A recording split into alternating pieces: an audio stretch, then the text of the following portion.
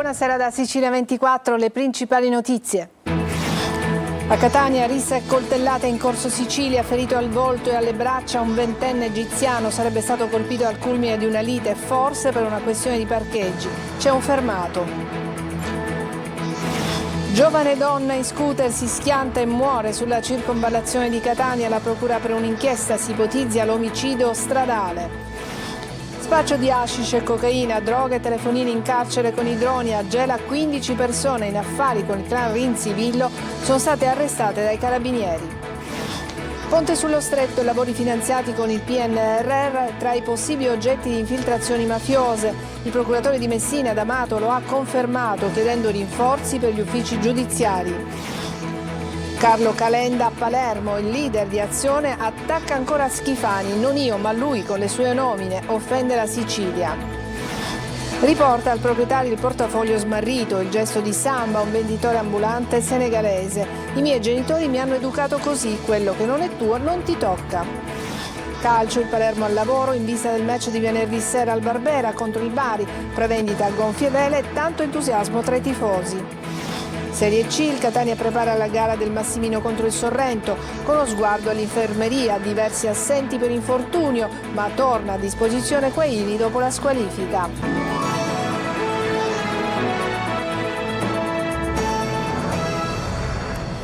Bentrovati, la cronaca ci porta a Catania, rissa e coltellate in corso Sicilia, in pieno centro. Un ventenne egiziano è stato ferito al volto e agli arti superiori durante una lite, forse scoppiata per una questione di parcheggi. Torna d'attualità l'emergenza sicurezza nel centro storico e intanto c'è anche un fermato. Tonino De Mana. Non si arresta la spirale di sangue sul corso Sicilia, con il centro di Catania sempre più teatro di scontri e duelli rusticani, l'ultimo in ordine di tempo. Dopo la morte del parcheggiatore catanese assassinato da un etiope, si è verificato intorno a mezzogiorno, quando a sfidarsi sono stati due nordafricani, uno dei quali in serata è stato condotto in questura per accertamenti. Ad avere la peggio è stato un ventenne egiziano colpito al volto e agli arti superiori. L'extracomunitario è stato soccorso dai sanitari del 118 e trasferito in ospedale. Non è comunque in pericolo di vita. La polizia sta cercando di ricostruire fatti e dinamica, non si esclude che la contesa sia scaturita per pochi euro, probabilmente per la gestione, si fa per dire, dei parcheggi nel centro storico. E torna quindi d'attualità l'emergenza sicurezza? Siamo veramente preoccupati e non solo per noi, ma siamo preoccupati anche per le persone che passano, per i turisti, per tutti quelli che transitano qua. C'è un clima di paura, abbiamo di bisogno di controlli. Noi come commercianti è da circa già 3 mesi che chiudiamo almeno un'ora prima perché abbiamo paura la sera. Siamo allo sbaraglio totale. Dovrebbero prendere dei provvedimenti perché comunque non è normale che io esco per strada e accoltellano uno davanti a me. Nonostante le riunioni del Comitato per l'Ordine e la Sicurezza, le armi, bianche e non, continuano a tenere banco con strade e marciapiedi sempre più tinti di rosso. Ancora sangue sulla circonvallazione di Catania. Una 29enne operatrice informatica dell'ASP di Catania stamattina ha perso la vita in un incidente avvenuto nel tratto di viale Marco Polo. Indagini sono in corso, la procura ha aperto un'indagine, i residenti chiedono sicurezza. Orazio Longo. Le indagini sono in corso e la procura ha aperto un'inchiesta per fare luce sulla morte di Silvia Gulisano, 29enne catanese impiegata come operatrice informatica all'ASP di Catania, che ha perso la vita in un incidente avvenuto nelle prime ore della mattina in viale Marco Polo, tratto della circonvallazione di Catania all'altezza del civico 43. La donna è stata ritrovata a terra a poca distanza dal mezzo che guidava, soccorsa dal 118, e morta poco dopo il suo arrivo all'ospedale Cannizzaro per gli esiti di un grave trauma cranico. Il magistrato di turno ha disposto il sequestro della salma e disporrà l'autopsia. Secondo una ricostruzione degli investigatori, ci potrebbe essere stato un altro veicolo coinvolto. Se questo fosse confermato, l'inchiesta virerebbe sull'ipotesi di omicidio stradale e omissione di soccorso. Quello della giovane Silvia Gulisano è solo l'ultimo di una serie di incidenti mortali che ha contato 4 morti nelle strade siciliane in pochi giorni. A Messina, all'ospedale Piemonte, non ce l'ha fatta Letterio Liotta, 84 anni, dopo che il 12 settembre era stato investito da un motociclo mentre era a piedi sul viale Boccetta. Ma sono anche tanti gli incidenti mortali avvenuti lungo la circonvallazione di Catania durante gli anni. Lo scorso maggio, a poca distanza dal luogo dell'incidente, dove ha perso la vita Silvia Gulisano, nel tratto che cambia nome e diventa viale Ulisse, una donna di 56 anni è morta dopo essere stata tamponata col suo scooter da un'auto. L'ennesimo grave episodio, dice la presidente del terzo municipio Maria Spampinato, che chiede nuovamente un tavolo tecnico per migliorare la sicurezza dell'arteria stradale, una delle più importanti e trafficate della città. Spaccio di hashish e cocaina, ma anche droghe e telefonini in carcere mediante i droni. A Gela 15 persone che facevano affari con il clan Rinzivillo sono state arrestate dai carabinieri. Rita Cinardi. Acquistavano droga in Lombardia e Liguria, ma anche in Calabria e Palermo, per poi trasportare e stoccare lo stupefacente in vere e proprie basi logistiche a Gela, dove veniva distribuito. 15 persone sono state arrestate dai carabinieri per una serie di delitti, tra i quali, oltre lo spaccio di stupefacenti, anche il porto abusivo e la detenzione d'armi, ma soprattutto il favoreggiamento nei confronti del clan Rinzivillo, la famiglia mafiosa di Gela. Alcuni detenuti raggiunti da ordinanza cautelare in carcere avrebbero partecipato alle attività del sodalizio attraverso i telefoni che tenevano nascosti in cella. Nel corso dell'operazione The Wall, attraverso l'intercettazione di conversazioni sull'acquisto di ingenti quantitativi di stupefacenti tra un cittadino albanese pluripregiudicato residente nell'Interland milanese e un ex avvocato del Foro di Gela, sospeso dall'esercizio della professione forense poiché condannato per concorso esterno in un'associazione mafiosa, sono emersi gravi indizi sull'esistenza del gruppo che faceva affari con la droga. I sodali avrebbero anche avuto contatti con il clan Rinzivillo e la famiglia mafiosa di Campofranco per l'acquisto di armi. I proventi illeciti sarebbero confluiti in una cassa comune che veniva chiamata il salvadanaio, utilizzata anche per contribuire al mantenimento dei detenuti o per pagare il manovratore del drone incaricato di recapitare stupefacenti e telefonini all'interno delle strutture carcerarie. A Siracusa 2 corrieri trasportavano in piena notte droga in taxi, ma i poliziotti li hanno riconosciuti e li hanno arrestati. Simona Mazzone. Aprendo il portabagagli del taxi, dentro quello che sembra un comune zaino, ecco la sorpresa che si presenta agli occhi dei poliziotti. 5 panetti di cocaina per un peso di oltre 5,5 kg che immessi sul mercato avrebbero fruttato circa 600.000 euro. Siamo a Siracusa in piena notte e gli agenti sull'auto di servizio percorrono Viale Scala Greca, una strada limitrofa alla questura. Riconoscono 2 quarantenni pregiudicati all'interno di un taxi che probabilmente avevano pensato di passare inosservati. Insospettiti, i poliziotti fermano l'auto scoprendo nascosta dentro allo zaino la droga, tutta marchiata Shark con tanto di squalo sulla copertina della confezione. I 2 corrieri ovviamente sono stati arrestati e trasferiti nella casa circondariale di Cavadonna a Siracusa. Detenuto del carcere di Barcellona Pozzo di Gotto, pronto ad aggredire un medico con pezzi di vetro e plexiglass nascosti in tasca. Il medico gli aveva prescritto una terapia infusionale per una ipoglicemia, ma non appena il dottore ha detto al paziente che avrebbe chiamato i soccorritori, si è scatenato l'inferno e il detenuto ha minacciato mazzate per tutti, tanto da costringere la vittima a rifugiarsi in bagno, prima di essere fortunatamente difeso dall'assistente. Ponte sullo Stretto e lavori del PNRR sono obiettivi degli affari della criminalità. Il procuratore capo di Messina, Antonio D'Amato, lo ha sottolineato chiedendo rinforzi per gli uffici giudiziari. Francesco Triolo. Gli appetiti delle mafie e della criminalità internazionale sugli appalti del PNRR e del Ponte sullo Stretto. L'argomento è noto, conosciuto anche dalle procure e dal Ministero dell'Interno e se ne è discusso a margine del convegno organizzato dall'Europarlamento all'Università di Messina. In particolare sul ponte è stato il procuratore capo di Messina, Antonio D'Amato, ad accendere i riflettori. Va detto che questa importante opera, come tutte le importanti opere pubbliche in Italia, soprattutto nel Meridione, che dubbio c'è, mi immagino soltanto volendo andare a ritroso di circa 40 anni alla ricostruzione del dopoterremoto in Campania, gli appetiti della camorra di allora su quell'importante flusso di denaro pubblico che arrivò in Campania per la costruzione di residenze e di infrastrutture. È certo che l'accumulo di ricchezze illecite da parte delle organizzazioni mafiose rientra nella loro vocazione, chiamiamola fra virgolette, naturale e si tratta peraltro di una vocazione che va a braccetto con l'infiltrazione in genere appalti e subappalti. D'Amato è stato chiaro anche sulle richieste al ministro dell'Interno Piantedosi. Messina, la Sicilia dovranno affrontare con l'avvio della costruzione del ponte un carico importante sia a livello di indagini che di giudizi e serve quindi potenziare le strutture giudiziarie. Truffa Visodent, arrivano i primi rimborsi per i pazienti. Lorena Dolci. Spariti nel nulla lasciando centinaia di pazienti senza cure e pieni di debiti. Arrivano i primi segnali di speranza nell'avvertenza degli studi dentistici Visodent. Uno degli istituti di credito, il Sella Personal Credit, si è infatti dichiarato disponibile a chiudere il finanziamento e a rimborsare al cliente le rate già pagate. Lo annuncia il presidente di Federconsumatori Palermo, Giuseppe Lobello. La speranza è che adesso anche altre finanziarie o banche seguano l'esempio. Una scia di debiti e studi abbandonati, coperti da scritte ingiuriose lasciate dai pazienti che più volte hanno inscenato proteste. Oltre a Federconsumatori, della truffa si stanno occupando anche altre associazioni come Codacons, che ha attivato lo sportello SOS Visodent.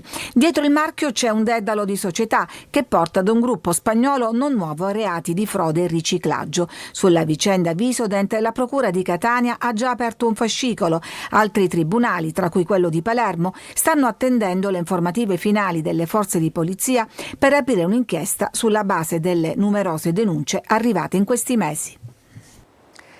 Il ministro della Salute Orazio Schillaci ha incontrato il presidente della regione siciliana Renato Schifani, accompagnato dall'assessore regionale alla salute Daniela Faraoni e dal direttore generale Iacolino. La regione ha comunicato di aver predisposto il piano operativo di revisione della rete ospedaliera regionale, che per l'approvazione dovrà essere sottoposto alla valutazione degli organi tecnici del Ministero della Salute e dell'Economia. Per quanto riguarda la cardiochirurgia pediatrica di Taormina, afferma il Ministero, la soluzione presa in esame di mantenere la struttura collegata a una cardiochirurgia adulti di una città metropolitana. Al centro dell'incontro anche le attività relative all'abbattimento dei tempi delle liste d'attesa e, attraverso l'aiuto dei comuni, una maggiore adesione agli screening oncologici. Per il presidente Schifani quello di oggi è il risultato di un lavoro di squadra silenzioso e concreto che si continuerà a portare avanti con determinazione. Carlo Calenda, leader di Azione, sbarca in Sicilia la settimana dopo lo scontro verbale con Schifani alla festa dei giovani azzurri, ma non viene a cercare pace. Piuttosto rincara la dose, parla di una Sicilia da commissariare e di un governatore che offende l'intelligenza dei siciliani. Manlio Viola. Bisogna commissariare la Sicilia, deve essere lo Stato a erogare i servizi, non c'è un'altra soluzione. Carlo Calenda, leader di Azione, a 4 giorni dallo scontro verbale alla festa dei giovani azzurri con il presidente della regione Renato Schifani, che lo accusa di aver offeso la Sicilia e i siciliani, sbarca nell'isola per rincarare la dose. Parla di una Sicilia dove non funziona niente per colpa della regione e nega di aver offeso i siciliani. Al contrario, sostiene, da eletto in Sicilia, che la sua è una battaglia per i siciliani. Ciò che offende la Sicilia è il modo in cui lui gestisce le nomine di società che dovrebbero fare il servizio, il bene dei siciliani e che vengono usate come scambio addirittura per i tesseramenti al congresso di Forza Italia. Per Calenda la situazione è ormai incancrenita, lo statuto autonomistico ha fallito e la situazione può solo peggiorare. Noi vedremo un continuo, neanche troppo lento, come succede sulla sanità, smembramento di questa regione ad opera di una classe di feudatari che la sta opprimendo. Poi attacca sulle mancette, sulla crisi idrica che non viene gestita, sulle nomine appena fatte e porta ad esempio di clientelismo politico la scelta del giovane Luigi Genovese quale presidente AST. Chi insulta i siciliani è un governatore che prende un ragazzo che sarà un bravissimo ragazzo ma non ha nessuna esperienza per fare il presidente dell'autorità per i trasporti, della società che si occupa dei trasporti. In Sicilia è il posto in cui meno in Italia vengono usati il trasporto pubblico, e gli si dice: siccome io ho bisogno del supporto di Lombardo te lo faccio fare. Questo è l'insulto alla Sicilia. Insomma, la campagna elettorale in vista del 2027 si è aperta oggi. È morto a Catania a 71 anni Giuseppe Maria Reina, ex sottosegretario alle infrastrutture e ai trasporti dal 2008 al 2010 nel governo Berlusconi. Eletto in Puglia nelle liste di Forza Italia, era stato parlamentare della Camera dei Deputati dall'aprile del 2006 all'aprile del 2008. Iscritto nel gruppo del Movimento per l'Autonomia, aveva ricoperto a Montecitorio gli incarichi di segretario di presidenza e di componente della Commissione Finanze. Domani, Camera Ardente al Teatro Comunale a Mister Bianco. Venerdì 19 i funerali in Chiesa Madre. Sarebbe stato picchiato tra fine agosto e i primi di settembre. Salvatore Bilello, 37 anni, con problemi di tossicodipendenza, trovato morto l'11 settembre scorso in casa a Palermo. L'uomo sarebbe stato preso a botte da 2 persone per punirlo dopo il furto di una bicicletta che era stata restituita. I 2 sono adesso indagati per omicidio preterintenzionale. Trova un portafoglio con 700 euro e lo restituisce al proprietario. Il gesto di onestà di un venditore ambulante del Senegal. Lo ha sentito per noi Lorena Dolci. Che cosa avreste fatto voi trovando a terra un portafoglio pieno di soldi? A volte è proprio difficile resistere alle tentazioni, ma Samba non ci ha pensato 2 volte a restituire un borsellino con ben 700 euro. Questa storia l'abbiamo già raccontata dal punto di vista del legittimo proprietario, ma abbiamo rintracciato l'autore di questo gesto di onestà, un venditore ambulante senegalese che si è presentato con l'oggetto smarrito ad un incredulo elettrauto di Giardini Naxos. Tu sei Salvatore. Mi dice sì, mi serve qualcosa, ho detto no, hai perso qualcosa, poi lui fa così. No, non può succedere, non è quello che penso io. Amore, senti, qua c'è un miracolo, mi senti subito, te lo giuro, perché lui non lo credevo, veramente, perché era nel carabiniere per fare le denunce. 31 anni, da 16 in Italia, con regolare visto, avendo raggiunto il padre che già viveva qua, Samba lavora tutta la settimana nei mercatini e fiere della provincia di Catania. Per lui non c'è niente di eccezionale. Io so cosa posso fare, cosa non posso fare, religione è vietato mangiare i soldi che non sono i tuoi, per questo io non potevo fare questa cosa. Anche i miei genitori, loro hanno educato noi che una cosa che non è tua tu la devi restituire. Eppure quei 700 euro avrebbero potuto fare comodo a Samba, che, messo da parte il sogno di fare il camionista, spera prima o poi di tornare al suo paese. Può essere che quando ce l'ho anche i soldi che ho messo da parte, forse tornerò al mio paese, faccio altre cose. Adesso una breve pausa e poi parleremo anche di viaggi di settembre. A tra poco.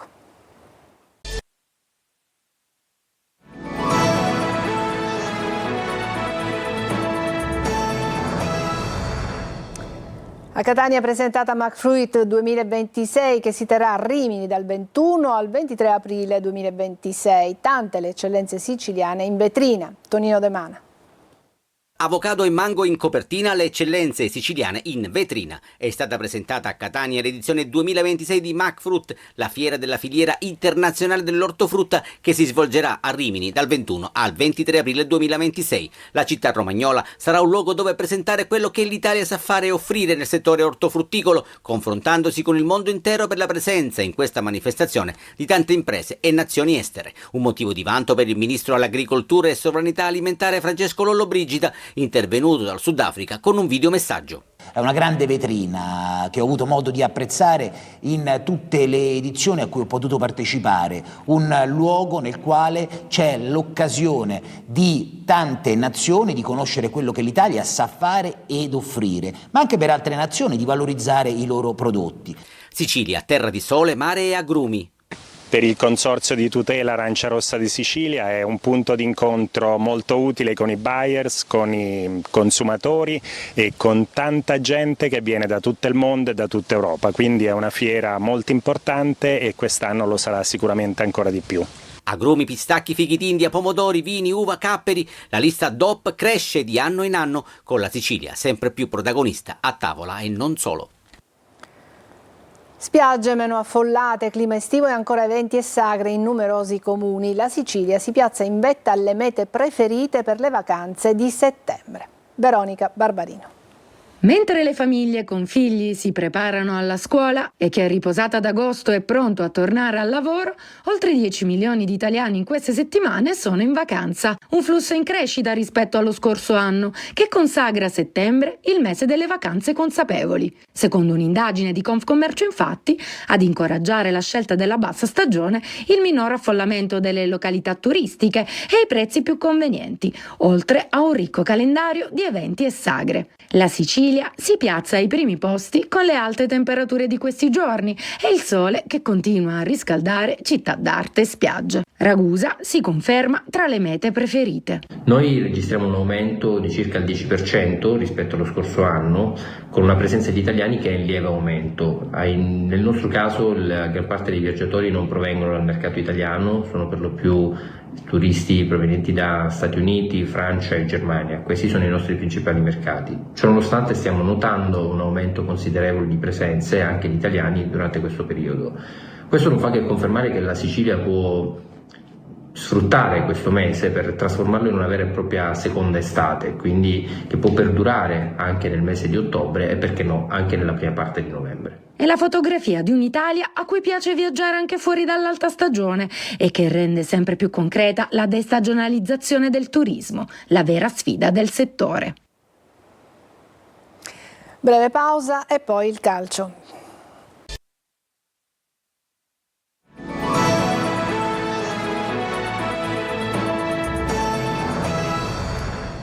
Eccoci al calcio, prosegue il lavoro del Palermo in vista del match di venerdì sera al Barbera contro il Bari, prevendita a gonfie vele e tanto entusiasmo tra i tifosi rosanero. Marco Gullà. Febbre da venerdì sera. Il Palermo si prepara per la sfida del Barbera contro il Bari e a 2 giorni dal match la prevendita va a gonfie vele. Si andrà oltre i 30.000 spettatori, un dato che conferma il trend di questo inizio di campionato con il Barbera, ancora una volta, quasi sold out. Tutti carichi, il tecnico Inzaghi in un'intervista dice «Voglio riportare il Palermo in Serie A». E allora la tappa di venerdì contro il Bari diviene decisamente importante. Una vittoria infatti permetterebbe ai rosanero di mettere pressione alle dirette concorrenti e provare già una mini fuga. Inzaghi valuta qualche novità. Il Palermo è entrato in un vero e proprio tour de force. Martedì 23 sarà impegnato in Coppa Italia a Udine, mentre il 27 è attesa la sfida al Cesena. Per questo motivo il tecnico potrebbe optare per rotazioni mirate, così da mantenere alta l'intensità e garantire a più giocatori possibile il giusto ritmo partita. Brunori e Palumbo vanno verso una maglia da titolare. Possibile panchina per Leduaron e Giasi, probabilmente out di Achité, fermato a inizio settimana da un forte attacco di gastroenterite. Occhio all'infermeria in casa Catania. Toscano deve fare i conti con diversi assenti per infortunio. L'ultimo il difensore Martic. Contro il Sorrento però torna a disposizione Quaini dopo la squalifica. Francesco Triolo. Mettersi alle spalle subito i 4 schiaffoni di Cosenza, rialzarsi, riacquistare fiducia. Il Catania prepara la partita contro il Sorrento di sabato pomeriggio con il coltello tra i denti, con l'atteggiamento della cacciatrice ferita, ma pronta a conquistare la preda finale. Toscano deve dimostrare insieme alla squadra che la sconfitta di domenica non è stato un campanello d'allarme, ma solo un passo falso. Per farlo deve vincere e convincere anche nella situazione di difficoltà che sta vivendo in questo periodo. L'attenzione infatti è tutta rivolta all'infermeria, da dove sono arrivate brutte notizie. Martic, uscito zoppicando dal San Vito Marulla, è stato visitato e il responso non è di quelli felici. Strappo all'adduttore con conseguente indisponibilità di circa 2 mesi per il difensore austriaco. A lui si aggiungono anche le condizioni di Aloi, che a Cosenza è rimasto in panchina dopo le noie fisiche accusate nella seduta di rifinitura prima della sfida. In più ci sono le indisponibilità di Rolfini e Caturano. L'unica buona notizia è il recupero di Quaini, che dopo aver scontato le 4 giornate di squalifica, souvenir del playoff della passata stagione, adesso è pronto a tornare in campo con grande voglia di rifarsi dopo un lungo stop. Per Toscano, con il rientro anche di Di Tacchio già a Cosenza, la possibilità di avere alternative importanti in mezzo al campo non è roba da poco in questo periodo.